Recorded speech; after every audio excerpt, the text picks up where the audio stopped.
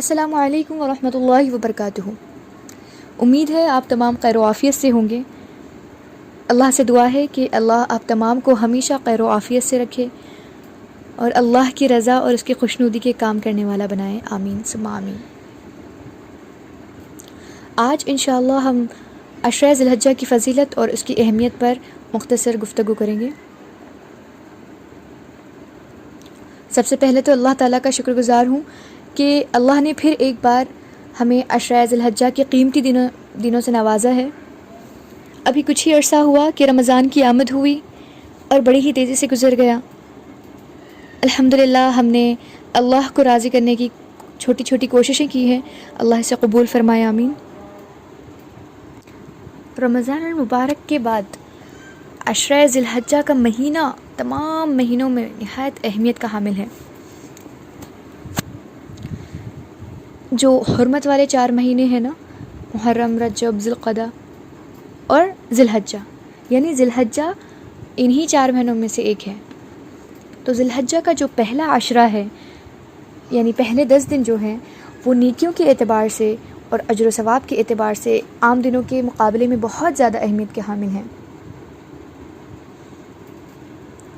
جس طرح ہم رمضان المبارک میں ایک نیکی کریں گے تو 70 گنا زیادہ ثواب ہے نا، اسی طرح عام دنوں میں ہم جو کام کرتے ہیں اس سے زیادہ، کہیں زیادہ ہمیں عشرہ ذی الحجہ میں ثواب ملے گا، اور اللہ تعالیٰ کو بہت زیادہ پسند ہے یہ 10 دن۔ یہ بہت قیمتی 10 دن ہیں، جسے اللہ تبارک و تعالیٰ نے ان 10 دنوں کی اللہ تبارک و تعالیٰ نے قرآن مجید میں قسم کھائی رکھی ہے۔ اللہ تعالیٰ ان 10 دنوں کی اہمیت قرآن مجید سے ثابت ہے اور احادیث مبارکہ سے ثابت ہے۔ تو قرآن مجید میں اللہ تبارک و تعالیٰ فرما رہا ہے، اعوذ باللہ من الشیطان الرجیم، بسم اللہ الرحمن الرحیم، والفجر ولیال عشر۔ قسم ہے فجر کی اور ان 10 راتوں کی۔ اب یہ 10 راتیں کون سی ہیں؟ مفسرین کرامی کے نزدیک لیال عشر یعنی یہ 10 راتیں سے مراد عشرہ ذی الحجہ کی 10 راتیں ہیں، اور اللہ تبارک و تعالیٰ نے ان 10 دنوں میں اپنے ذکر کو خاص کرنے کا حکم دیا ہے۔ چنانچہ ارشاد ربانی ہے، وَيَذْكُرُ اسْمَ اللَّهِ فِي أَيَّامٍ مَّعْلُومَاتٍ، یعنی وہ معلوم دنوں میں اللہ کو خوب یاد کرو۔ یہ معلوم دن کون سے ہیں؟ ابن عباس رضی اللہ عنہ سے روایت ہے کہ نبی کریم صلی اللہ علیہ وسلم نے فرمایا، ان معلوم دنوں سے مراد عشرہ ذی الحجہ کی 10 رات ہیں، یعنی یہ عشرہ ذی الحجہ کے 10 دن ہیں۔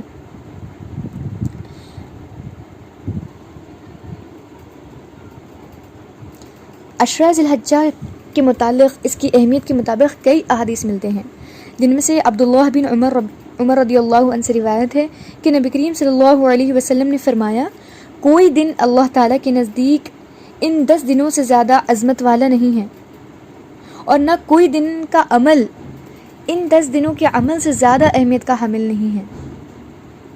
یعنی ان 10 دنوں میں کیے جانے والے اعمال بہت زیادہ اہمیت کے حامل ہیں، اور اللہ تعالیٰ نے حکم دیا ہے کہ ان 10 دنوں میں تحلیل کرو، یعنی لا الہ الا اللہ محمد الرسول اللہ، اور تکبیر یعنی اللہ کی بڑائی، اللہ کی کبریائی، یعنی اللہ اکبر کبیرہ، اور تمحید یعنی اللہ کی حمد بیان کریں، کثرت سے اللہ کی تعریف کریں، جیسے الحمدللہ۔ پھر اور صحابہ اکرام کا جو معمول تھا کہ یہ عشرہ ذی الحجہ کے ان 10 دنوں میں حضرت عمر رضی اللہ عنہ اور ابو ہریرہ رضی اللہ عنہ جب بھی بازاروں کی طرف نکلتے تو وہ بلند آواز میں تکبیریں بیان کرتے، جیسے، اور تکبیریں اتنی بلند آواز میں ہوتی کہ جتنے لوگ بازار میں ہوتے وہ تمام بھی آپ کے ساتھ جڑ جاتے اور تمام بھی بلند آوازوں میں تکبیر کہتے، یہاں تک کہ مدینہ کے سارے بازار جھوم اٹھتے تکبیروں سے۔ صحابہ کرام رضی اللہ عنہم سے مختلف تکبیریں ثابت ہیں، مثلا اللہ اکبر لا الہ الا اللہ واللہ اکبر وللہ الحمد، اور اللہ اکبر اللہ اکبر کبیرا والحمد للہ کثیرا وسبحان اللہ بکرۃ واصیلا۔ عشرہ ذی الحجہ کا جو 9واں دن ہوتا ہے اس کی بھی بڑی اہمیت ہے، یعنی عشرہ ذی الحجہ کا جو 9واں دن ہے وہ یوم عرفہ ہے۔ اللہ کے رسول صلی اللہ علیہ وسلم نے فرمایا کہ عرفہ کے دن سے کوئی دن زیادہ اہمیت کا حامل نہیں ہے، یعنی عرفہ کے دن کے سوا کوئی دن ایسا نہیں ہے جس دن اللہ تعالیٰ کثرت سے بندوں کو آگ سے جدا کرتا ہے، آگ سے آزاد کرتا ہے۔ یعنی عرفہ کا دن بخشش کا دن ہے، یعنی عرفہ کا دن مغفرت کا دن ہے۔ تو اللہ سے دعا ہے کہ اللہ ہم سب کو عرفہ کا دن نصیب فرمائے اور خوب ساری دعائیں کرنے والا بنائے۔ اس دن ہم اپنے لیے دعا کریں، اپنے ماں باپ، اپنے والدین، اپنے اہل و عیال اور اپنے خاندان، تمام اپنے قریبی عزیز رشتہ داروں کے لیے دعا کریں، ان کی مغفرت کے لیے دعا کریں۔ اور پھر جو عشرہ ذی الحجہ کا آخری دن ہوتا ہے، یعنی 10واں دن، یوم النحر، جسے ہم عید کا دن کہتے ہیں، قربانی کا دن، اس دن کے بارے میں آپ صلی اللہ علیہ وسلم فرماتے ہیں کہ اللہ تعالیٰ کے نزدیک سب سے زیادہ عظیم دن یوم النحر ہے، یعنی قربانی کا دن ہے۔ اور چونکہ یہ عظیم دن ہے، اس کی اہمیت کا ہمیں اندازہ ہو گیا ہے، تو ہم اس دن اللہ کی خوشنودی حاصل کریں، سنتوں کو زندہ کریں، اچھا لباس پہنیں، سرما لگائیں، عطر لگائیں اور قربانی کریں۔ دیکھیں، اگر ہم دنیا کا کوئی کام کرنا چاہتے ہیں، دنیا کا کوئی اہم کام جب ہم کرتے ہیں تو سب سے پہلے ہم منصوبہ بندی کرتے ہیں، یعنی پلاننگ کرتے ہیں۔ تو کسی بھی کام کے لیے پلاننگ یا منصوبہ بندی بہت ضروری ہے۔ تو اللہ کی رضا کے لیے، اللہ کی خوشنودی کے لیے ہم ایک منصوبہ کیوں نہ کریں، ہم ایک ٹائم ٹیبل کیوں نہ بنائیں، ایک پراپر شیڈیول کیوں نہ بنائیں۔ تو آج ہم انشاءاللہ ان 10 دنوں میں کیے جانے والے تمام کام کے ایک ٹائم ٹیبل بنائیں گے انشاءاللہ، اور اس کو فالو بھی کریں گے۔ تو سب سے پہلے جو اپنے ٹائم ٹیبل میں ہمیں ایڈ کرنا ہے وہ نماز ہے، کیونکہ حشر کے میدان میں سب سے پہلا سوال جو ہونے والا ہے وہ نماز ہے۔ اب ہم نماز کو کیسے امپروو کریں؟ تو سب سے پہلے نماز کے لیے ہم خوشی سے وضو کریں، وضو اتنا بہترین انداز میں کریں کہ ہم پوری طریقے سے ارادہ کریں کہ ہمیں نماز پڑھنا ہے۔ اب نیت ہماری اتنی مخلص ہونی چاہیے کہ نماز میں وہ خوشی آ جائے۔ جب ہمارا وضو صحیح رہے گا تو انشاءاللہ ہماری نماز بھی بہترین ہوگی۔ پھر جماعتوں کو بالکل نہ چھوڑیں، اور جماعت میں فرض نماز کے بعد گھر واپس آ کر سنتیں اور نفیلیں جو ہے اپنے اولاد کے ساتھ پڑھیں، بچوں کے ساتھ پڑھیں، سنتوں کا اہتمام کریں، اور نمازوں میں صورتیں بدل کر پڑھیں۔ اس سے نماز میں خشوع و خضوع پیدا ہوگا اور تلاوت بھی اچھی ہو جائے گی انشاءاللہ۔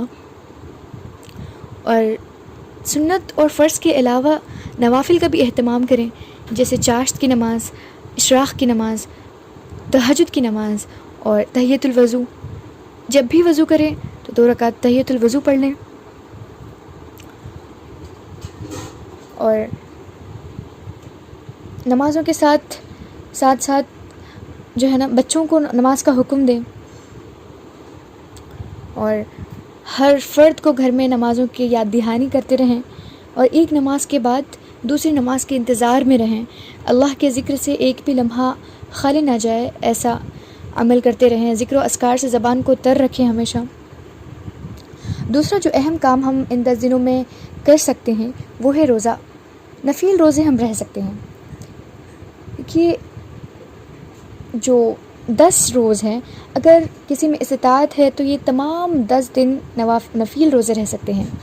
اگر کسی میں اس 10 دن رہنے کی استطاعت نہیں ہے تو وہ 3 دن رہ سکتے ہیں۔ نبی صلی اللہ علیہ وسلم کا یہ معمول تھا کہ نبی کریم صلی اللہ علیہ وسلم ہر ماہ کے 3 دن نفیل روزے رہتے تھے، پیر اور جمعرات۔ تو ہم کیا کریں، پیر اور جمعرات کا روزہ رکھ لیں، اور ایک عرفہ کا روزہ، یعنی 3 دن روزہ ہو جائے گا ہمارا انشاءاللہ۔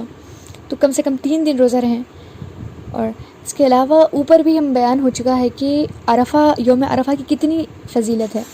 تو رسول اللہ صلی اللہ علیہ وسلم نے فرمایا کہ عرفہ کے روزے سے گزشتہ سال کے، یعنی پچھلے سال کے اور آنے والے سال کے تمام گناہوں کا کفارہ ہے. سبحان اللہ. اور یہ مغفرت کا دن ہے، بخشش کا دن ہے، اوپر دوسری حدیث سے میں معلوم ہوا تھا. تو اللہ ہمیں عرفہ کا روزہ بھی نصیب کرے اور ہمیں دعا کرنے والا بنائے، اپنے خاندان کی، اپنے آپ کی، اپنے عزیز و اقارب کی مغفرت کی دعا مانگنے والا بنائے. اور ایک اہم بات یہ ہے کہ حاجی میدان عرفات میں یہ روزہ نہیں رہ سکتے، ان پر یہ جائز نہیں ہے. اور ان 10 دنوں میں ہم قضا روزے بھی رہ سکتے ہیں، جو کہ ہم رمضان المبارک میں ہم سے چھوٹ گئے تھے، وہ روزوں کی قضا بھی ہم ان 10 دنوں میں کر سکتے ہیں. اور تیسری اہم چیز جو ہم اپنے شیڈیول میں ایڈ کر سکتے ہیں وہ ہے قرآن مجید کی تلاوت. دیکھیے، آسمانی کتابوں میں سے آخری کتاب جو کہ قرآن مجید ہے، قرآن مجید کو خوش لحانی سے اس کی تلاوت کرنا اور قرآن مجید کو سننا، اس کی تلاوت کو سننا. اگر ہماری تجوید اتنی اچھی نہیں ہے تو ہم قاریوں کی آواز سن سکتے ہیں اور اس کو دہرا سکتے ہیں اور تجوید کی پریکٹس کر سکتے ہیں. ایک حرف پر 30 نیکیوں کا ثواب ہے. تو اس طرح ہمارے قرآن مجید کی تلاوت میں ہمارا شوق و ذوق بڑھ جائے گا انشاءاللہ. قرآن مجید کی تفسیر پڑھنے کی کوشش کریں، زیادہ سے زیادہ سمجھنے کی کوشش کریں. ہماری ہر مسئلے کا حل قرآن مجید سے تلاش کریں انشاءاللہ.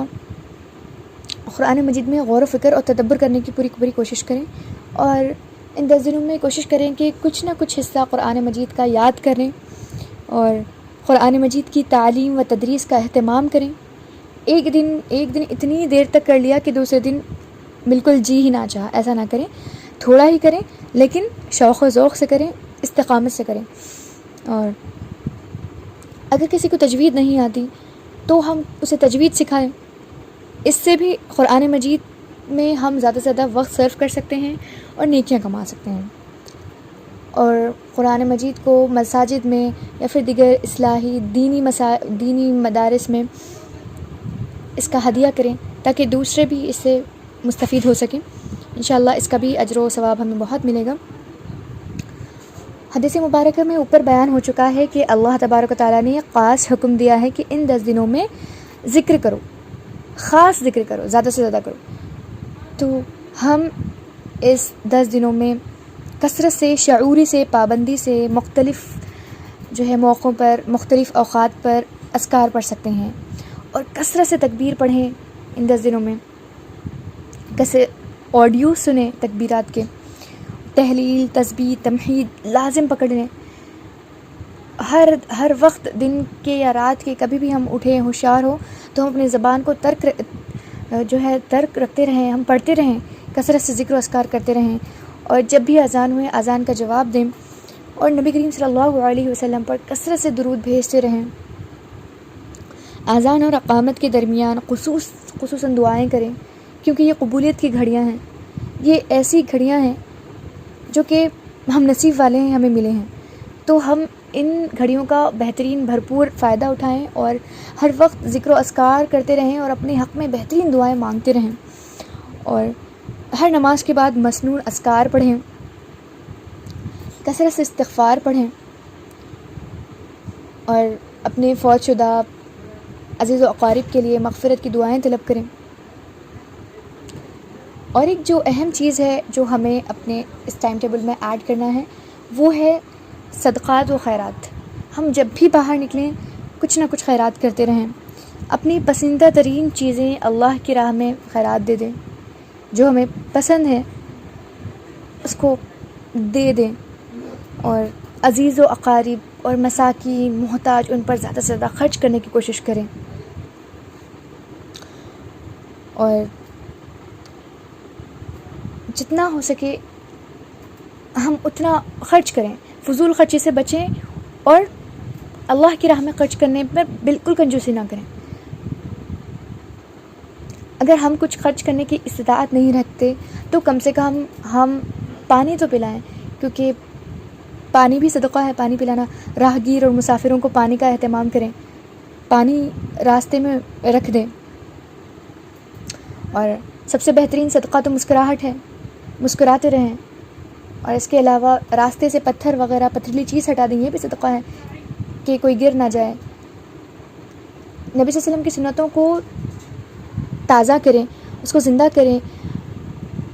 اس طرح سے ہم صدقہ کر سکتے ہیں. اب جو یوم النحر یعنی عید کے دن، اب عید کے دن تک ہم کیا نہ کریں. اب جو قربانی کرنے والے افراد ہیں وہ لوگ اپنے بال اور ناخن عید تک نہ کاٹیں، قربانی تک ناخن اور بال بالکل نہ کاٹیں، اور قربانی کے جانور کو جو ہے نا فل کھلائیں، اچھے سے کھلائیں پلائیں اور اس کو موٹا تازہ کر دیں. اور کسی محتاج کو بکری ہدیہ کریں تاکہ وہ بھی قربانی کر سکیں. اب آپ کے گھر میں 5-7 اس طرح کے قربانی کے حصے ہیں تو آپ ایک حصہ کیا کریں اپنے محتاج کو دے دیں تاکہ وہ بھی اپنے گھر میں قربانی کرے گا، اور اس طرح سے ہدیہ کریں اس کو بھی. آپ کا قربانی تو ہو ہی جائے گی اور ساتھ ہی میں اس کے گھر میں بھی خوشی بڑھ جائے گی. اور عید کے دن سنتوں پر عمل کریں، سنت کے حساب سے قربانی کریں، نماز عید ادا کریں اور اخلاص نیت سے قربانی کریں. قربانی کا گوشت خود بھی کھائیں اور دوسروں میں بھی تقسیم کریں. اپنے عزیز اقارب سے ملاقات کریں عید کے دن اور محتاجوں تک بھی اس گوشت کو پہنچائیں، اپنے عزیز و اقارب تک بھی پہنچائیں اور خود بھی کھائیں. اور بس نبی صلی اللہ علیہ وسلم کے سنتوں پر عمل کریں اور دوسروں کو بھی ان پیغامات کو پہنچاتے رہیں. اللہ تعالیٰ سے دعا ہے کہ اللہ تعالیٰ ہم سب کو سننے سے زیادہ عمل کرنے کی توفیق عطا فرمائے اور ان 10 دنوں میں کمر بستہ محنت کرنے والا بنائے اور بہت سارے نیکیاں کمانے والا بنائے. اور اللہ تعالیٰ ہماری ان کوششوں کو، ان چھوٹی چھوٹی کاوشوں کو قبول فرمائے اور ہمارے اعمال کو قبول فرمائے. وآخر دعوانا الحمد للہ رب العالمین والصلاة والسلام علی رسولہ الکریم. اما بعد، السلام علیکم ورحمۃ اللہ وبرکاتہ.